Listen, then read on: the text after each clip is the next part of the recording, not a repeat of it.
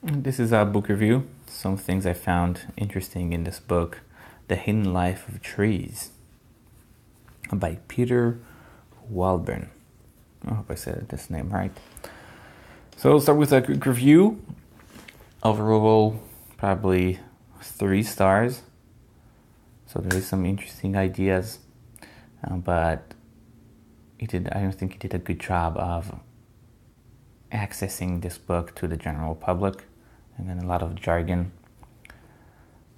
And in general, I think you could choose what better and less interesting about trees. So there is some very boring parts, I think, in my opinion, of course. I would want to have more interesting parts and less use of jargon.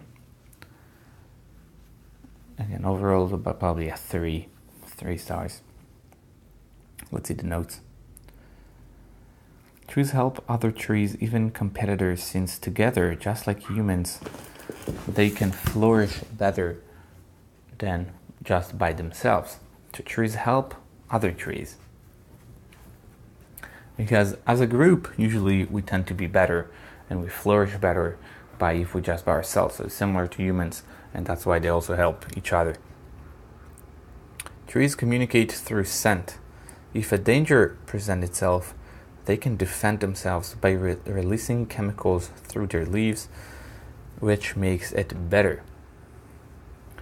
So that's how trees communicate through scent, and also between each other, and also to defend themselves.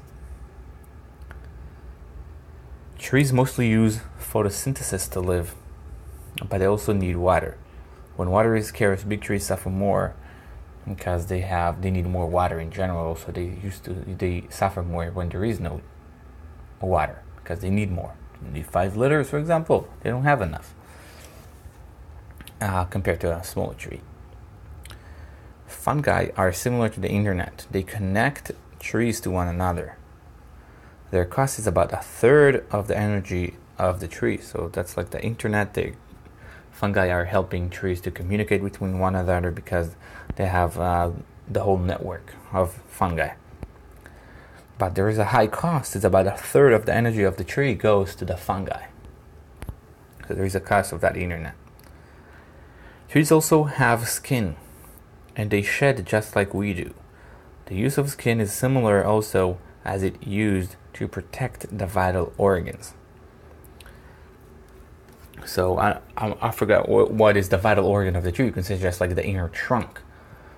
And for us, it's obvious what's the vital organs, but they also have skin, and it's also used for the same purpose.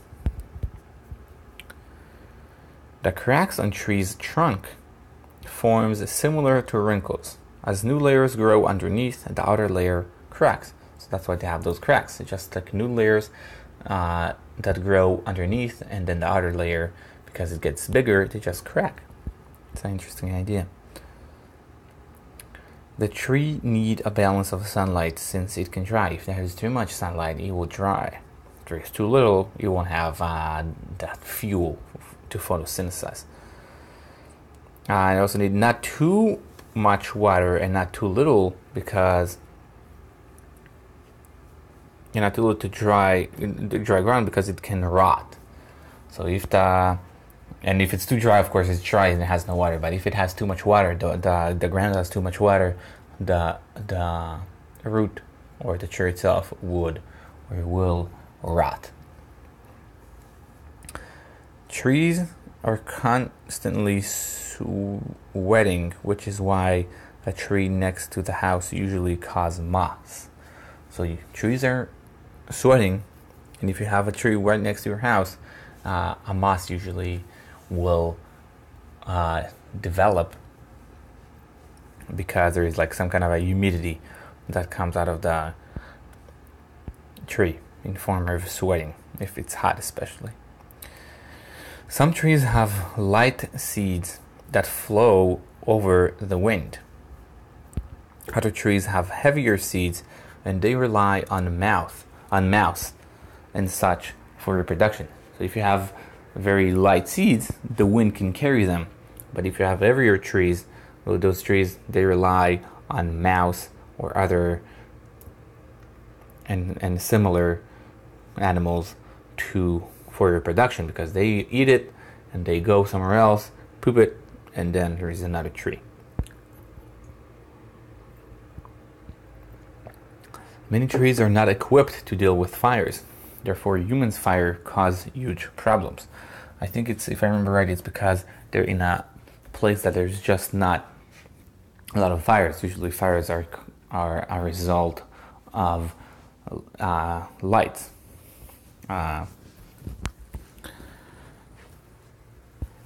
Or thunderstorms. And it is not equipped to deal with fire. And human, not usually, those trees would not, they don't have the defense systems. Human fire is a big problem. Trees also suffer from sleep deprivation from artificial light. We also do that.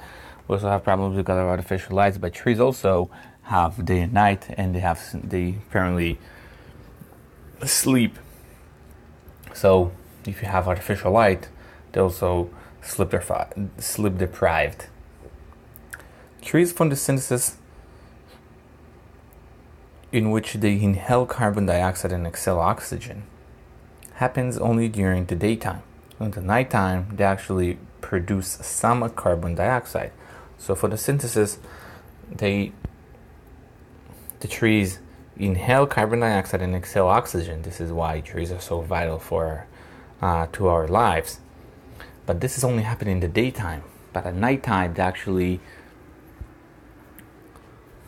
produce some carbon dioxide. They don't do photosynthesis. Trees look green to us because that's what they radiate back. This is what they are not absorbing. That's why they look green. They're not green. They just look green to us because that's what they radiate back. All the rest of the energy they absorb. Trees look static to us, similar to rocks, because their lifespan is almost 5 as long as ours. Everything happens slower. It's not that they're not moving, they move in light, especially if you see those like those time lapses of trees or any other plant. You can see how they move a lot. A bit for us, it looks static. Just because they're moving, everything is going slower for them. Their lifespan is much longer, so they're just slower in general, but they are moving. So that's it for notes. Again, overall, about 3 stars. Definitely could do a better job. I'm not sure. I probably won't go back to it, even if I will understand a little more about the trees, because it didn't do the best job accessing this to the general public. It is a very popular book, but I wouldn't highly recommend it to other people. That's it. Thank you.